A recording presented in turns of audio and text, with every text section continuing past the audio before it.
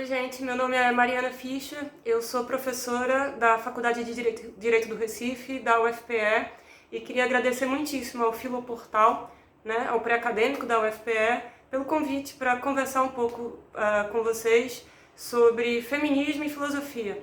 Quer dizer, eu sou professora da Faculdade de Direito, mas minha área é filosofia do direito. Trabalho muito essas questões de gênero e democracia, tentando juntar reflexões filosóficas com uma discussão mais específica sobre a dogmática jurídica, sobre o direito. Então tá, pessoal, como é que o feminismo se conecta à filosofia? Essa é a pergunta que eu vou tentar trabalhar com vocês aqui. Primeiro de tudo, o que é feminismo, alguém que consultasse agora rapidamente as redes sociais talvez tivesse uma péssima impressão. Feministas são essas mulheres que não cuidam da higiene, que desrespeitam símbolos religiosos. Bom, isso é conversa de Facebook, não dá pra gente confiar muito.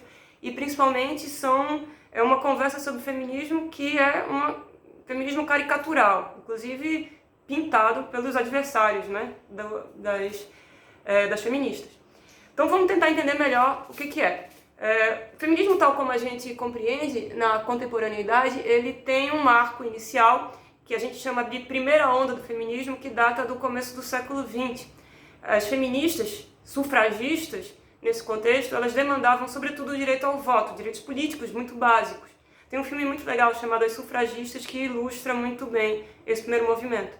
No Brasil, as mulheres começam a votar em 1932, somente 1932. Quer dizer, talvez se não tivesse esse impulso das primeiras feministas, a gente tivesse demorado mais ainda, ou talvez nem tivéssemos conquistado esse direito. Depois disso, no pós-Segunda Guerra, em especial na década de 70, você tem uma efervescência dos movimentos sociais. Ali ao lado de Maio de 68, na França, a reação nos Estados Unidos à Guerra do Vietnã. E aí o movimento feminista e o movimento negro, por exemplo, eles começam a se organizar de uma maneira muito mais contundente, Nesse momento, aqui no Brasil, as feministas elas lutam contra ainda desigualdades jurídicas. Por exemplo, se a gente olhar para o Código Civil em vigor à época, o Código Civil dizia que as mulheres eram relativamente incapazes, que o homem era chefe de família, e ele administraria os bens de sua esposa. Então, veja o abismo, o tamanho da desigualdade do ponto de vista jurídico que existia ainda naquele momento. E para não falar da desigualdade econômica, quer dizer, salários entre homens e mulheres, a diferença era enorme. Mulheres recebiam muito menos do que homens.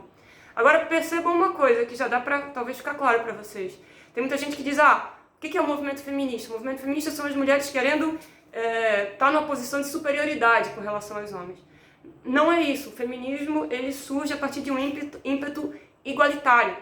Quer dizer, dá para identificar no Código Civil e na legislação brasileira que as mulheres estão numa situação de déficit de reconhecimento com relação aos homens.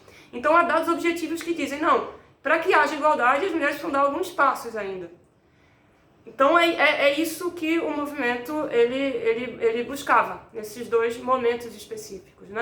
E ainda, é curioso, esse conceito de déficit de reconhecimento ele é bastante útil, porque algumas pessoas dizem assim, se as mulheres e as mulheres negras elas estão demandando direitos, tem um movimento feminista, um movimento das mulheres negras, que tal organizar um movimento dos homens brancos heterossexuais? Por que isso não faz sentido? Porque não tem, se a gente olhar para a legislação brasileira, não tem nenhum artigo de nenhuma lei que diz que homens brancos e heterossexuais estão numa posição de inferioridade. Pelo contrário, o Código Civil o Código Civil anterior, ele colocava as mulheres nessa situação, de inferioridade, de falta de reconhecimento do ponto de vista jurídico. O mesmo se pode dizer no que se refere à questão salarial. As mulheres estão numa posição de deficiência com relação aos homens. Agora, o que faz sentido dizer? Há alguns homens brancos e heterossexuais que recebem salários muito baixos. Eles estão precarizados. Então, em razão disso, faz todo sentido que eles se organizem e demandem direitos. É uma questão de classe e não exatamente de gênero. Percebem a diferença? Não faz sentido demandar direitos porque eu sou branco e heterossexual, no caso de um homem. Mas faz sentido demandar direitos por conta de uma situação de déficit de salário, uma questão de classe. Ok, e nesse momento, ainda na década de 70, começam a aparecer diversas vertentes do movimento feminista. Você tem um movimento feminista mainstream, mais forte, mas aí as mulheres negras começam a dizer, não, vocês estão colocando questões que são importantes para as mulheres brancas, mas nós, mulheres negras, a gente tem outras questões.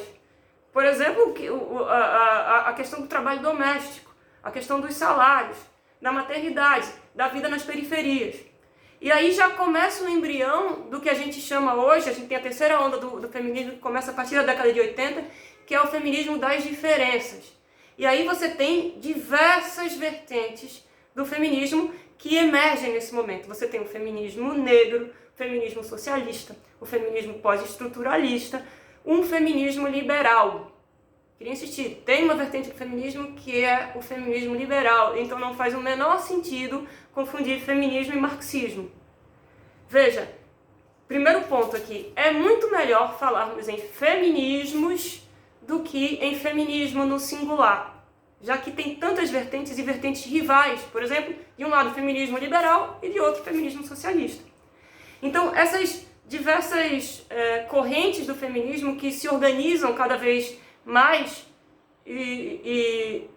principalmente a partir da década de 80, elas passam a ocupar as universidades do mundo inteiro e instauram centros de pesquisa baseado que buscam investigar questões ligadas a gênero e a sexualidade. Por exemplo, se você for para Yale, se você for para Berkeley, na Califórnia, para New School, em Nova York, para Sorbonne, na França, ou para a Universidade de Berlim, em todas essas universidades você vai encontrar centros de estudo de gênero e sexualidade, ou centros de estudos feministas. E são centros que têm uma vocação interdisciplinar. Filosofia, teoria social, direito. Então você tem pesquisadores de diversas áreas que precisam conversar para entender quais são as questões a serem enfrentadas hoje. E veja, se do ponto de vista jurídico, depois da Constituição de 88, você tem uma igualdade, que a gente chama de igualdade formal, a Constituição diz homens e mulheres são iguais perante a lei, e ao dizer isso, os artigos do Código Civil que eu mencionei são implicitamente revogados, hoje a gente tem outras desigualdades. Por exemplo, o IBGE mostra que as mulheres continuam recebendo salários mais baixos do que os homens. Você tem casos de violência contra mulher, que são altíssimos. Você tem situações da periferia, por exemplo, as mulheres estão muito mais comprometidas com o cuidado dos filhos e os homens tendem a abandonar com muito mais facilidade as famílias. Essas pesquisas empíricas mostram. Então, se isso é verdade, faz sentido que políticas públicas elas sejam dirigidas às mulheres, como é o caso do Bolsa Família, que diz o seguinte, a titularidade do Bolsa Família é preferencialmente atribuída às mulheres.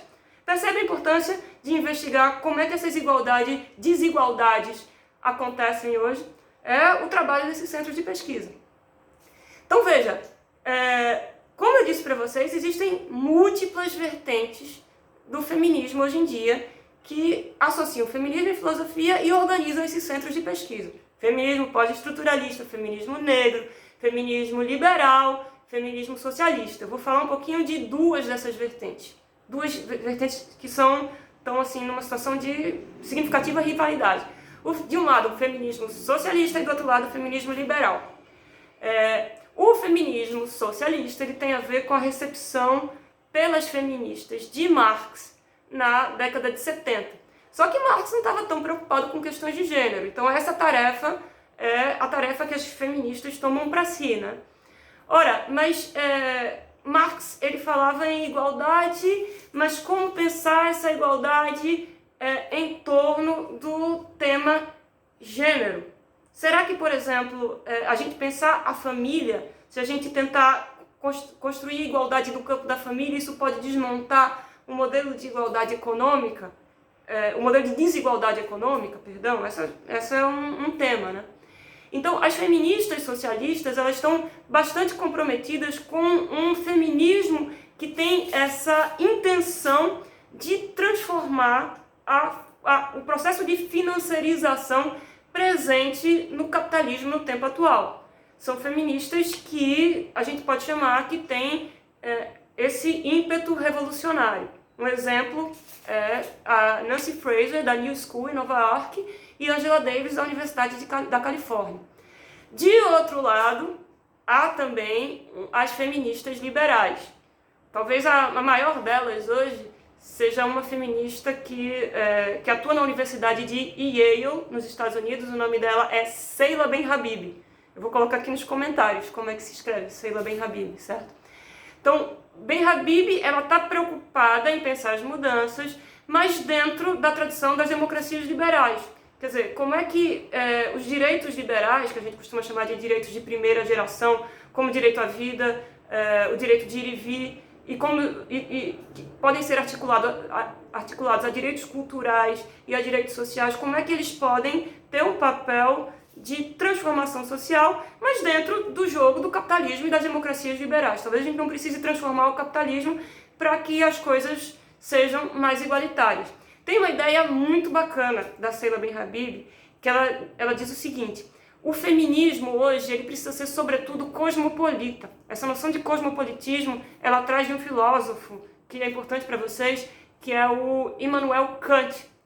A ideia de cosmopolitismo tem a ver com a noção de ser cidadã do mundo. Quer dizer, quando a gente pensa nos organismos internacionais, a maior parte deles você encontra a representação do Estado. Por exemplo, o Brasil vai ter uma fala de um representante brasileiro na ONU ou na Organização Internacional do Trabalho. O cosmopolitismo ele diz assim, olha, a gente não precisa ser representado por Estado, a gente pode ter uma representação nesses organismos internacionais direta das cidadãs e dos cidadãos. Então, percebam o seguinte, se a gente tem um governo autoritário ou um governo antifeminista, me parece que o governo Bolsonaro tem traços bastante antifeministas. E aí muitas mulheres consideram que esse governo não as representa. Existe a possibilidade de que elas possam falar diretamente em organismos internacionais sobre seus interesses, sobre as diversas violações contra os direitos humanos e contra os direitos das mulheres. O mesmo se pode dizer, isso das mulheres brasileiras. Pense a importância disso, por exemplo, para as mulheres iranianas, cujas vozes são caladas de uma maneira ainda mais contundente no Irã, no caso do Irã, né? Porque o direito à liberdade de expressão é ainda mais cerceado. Então isso permite que haja coalizões transnacionais de mulheres que atuam ao lado do Estado. Isso significa, gente, repensar um pouco o conceito de soberania estatal. Então a ideia, gente, de feminismo e cosmopolitismo está dentro do feminismo liberal, mas aí perpassa diversas vertentes do feminismo.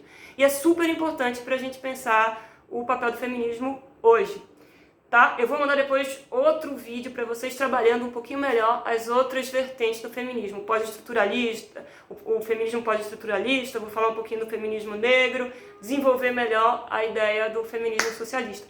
Mas muito obrigada e um beijão para todas e para todos.